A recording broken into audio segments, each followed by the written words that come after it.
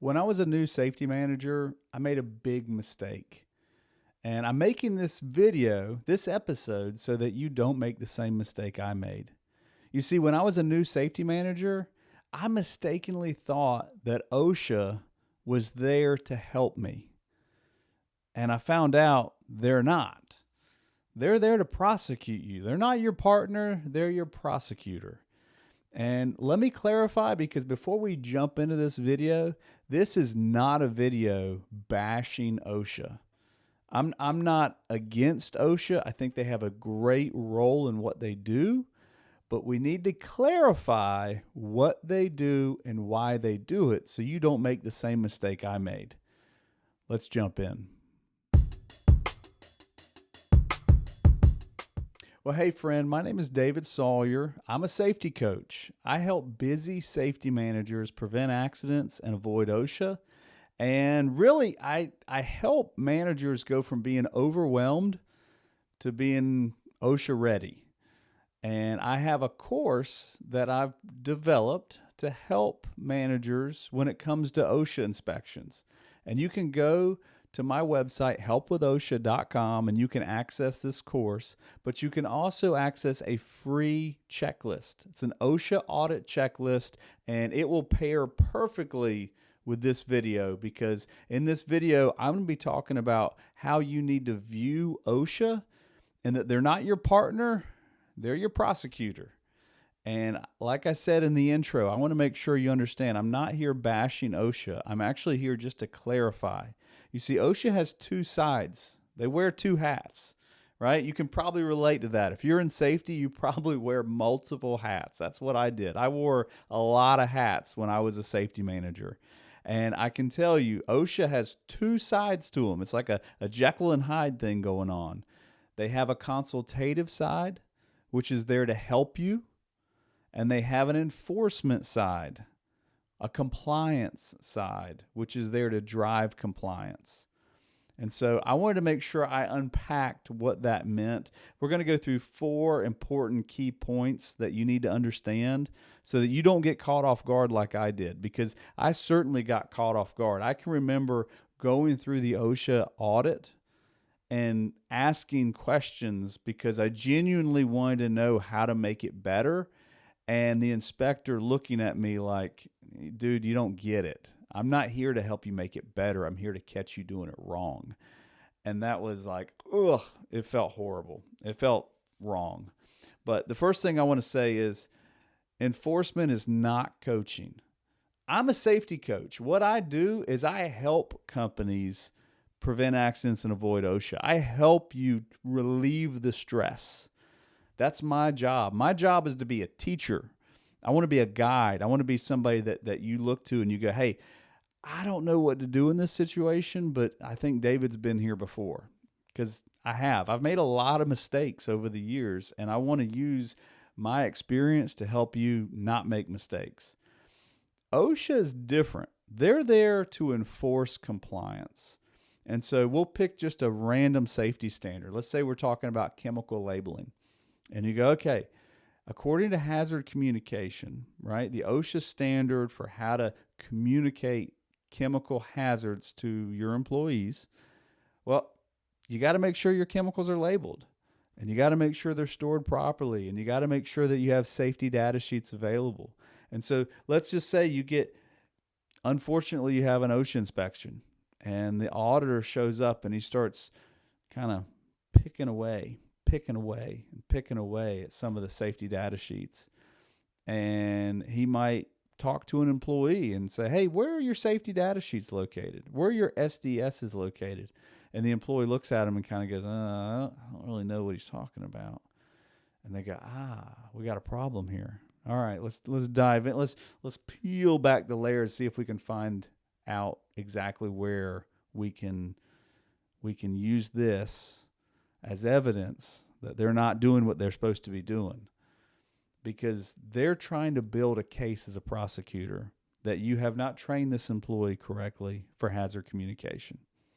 And so when you, as a safety manager, start asking questions like, well, wait a minute, we did training, and I have, I do training every year, and I wonder, should we be doing training on this specific chemical? Wrong question to ask. Don't ask that question, because the compliance officer, all he's looking for is whether you got it or you don't. It's a yes or no. It's binary. Is it right or is it wrong? And if you ask nuanced questions, you're going to get kind of a deer in the headlights, like, hey, I ain't my job, man. I'm not here to answer your questions. I'm here to find the problems and to cite you and to fine you so that you fix it. So don't do this. Don't do this. As a safety manager, there's a few mistakes you make, or you might be prone to make. If you have an OSHA inspection, never, ever let the auditor walk through the facility unaccompanied without a guide. Never let the OSHA inspector walk through the facility without a guide. You should be managing the flow of information. So you want to make sure that you are controlling where they're walking, that you understand that if they need to see the warehouse, that you take them to the warehouse, but you take them the most direct route possible. So we don't want to give too much information to the OSHA inspector. Answer the questions. Just don't go off and elaborate and say, oh, man, you should have seen last Tuesday. We were doing this, that, and the other thing. So two nuggets in there. One, never let the OSHA auditor roam wild. We're always going to guide them where they're going. Number two, we want to make sure we're not oversharing information. We're only explaining what they ask. We're only answering the questions they ask. We're trying to make sure we're not treating them as a consultant. They're not coming in there as a visitor. They're coming in there for enforcement. There's a big difference there. So make sure that you understand their role and you're not oversharing and giving them information that they don't need to know, because that's not going to help your case. It's not going to help you. The other thing I want to point out is that when OSHA is doing an inspection, they're gathering evidence. So you want to make sure that you provide evidence that you have a safety program that works. And if you're providing evidence that you don't have a safety program that works, then now's the time to get that evidence correct. Now, here's where I'm going with this. It's a snapshot in time. A safety audit is a snapshot in time. When that inspector is on site, he might be there on Wednesday morning. Well, things look completely different on Monday morning than they do on Wednesday morning. And they look even more different on Saturday morning. So make sure that when they're there, you are explaining how the safety program works. If they're asking questions about training records, you should have training records. That means you should have a roster showing when employees were trained. You should have ideally quizzes and handouts that go along with the training. So you have documentation showing that this has been done. Because he wasn't there when the training was done. He doesn't know what a stellar job you did and how well it went and the great questions that were asked. All he has is the information you provide showing that you've done training. So make sure that information is accurate, that it's easy to find, that it's easy to read. All that's important. The other thing is your OSHA log, and this is kind of getting into some of the weeds, but make sure that you have your OSHA log kept up to date. It needs to be kept up daily. This isn't something that you can do at the end of the year. It's something that needs to be done every single day. And I promise you, if you have an OSHA inspector walk in, that's the first thing he's going to be looking at is, hey, let me see a copy of your accident records. Let me see your OSHA 300 log for this year, this current calendar year. Makes a big difference. So you want to be able to provide the evidence, because the inspector doesn't know what you've done. It's up to you to show them what you've done. And with that, I'll mention earlier, kind of circle back to something I said a minute ago. They're going to interview your employees. They're going to ask them specific questions about hazards. Now, oftentimes the inspection happens because of an employee complaint. So if you have an employee that complains about forklifts, then you're going to have a question about forklift inspections and a question about recent near misses or accidents that happen with a forklift. You could have a question asked about training. Are your operators certified, right? Are they trained? All that is evidence for that OSHA inspector to build a case against you as a prosecutor.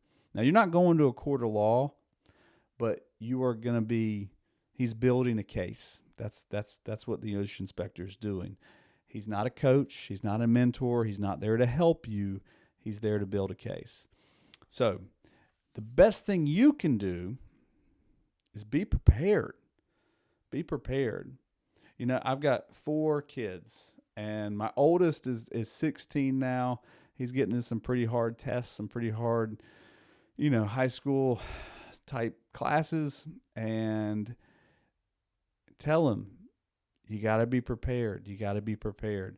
You know as well as I do. You remember the feeling when you walked into a classroom and you were ready for that test? It's all the difference in the world versus walking into that classroom and you are not ready for that test and you didn't study for that test and you don't know, I don't know how I'm going to do. And what that is code language for how you're going to do. You're going to do bad.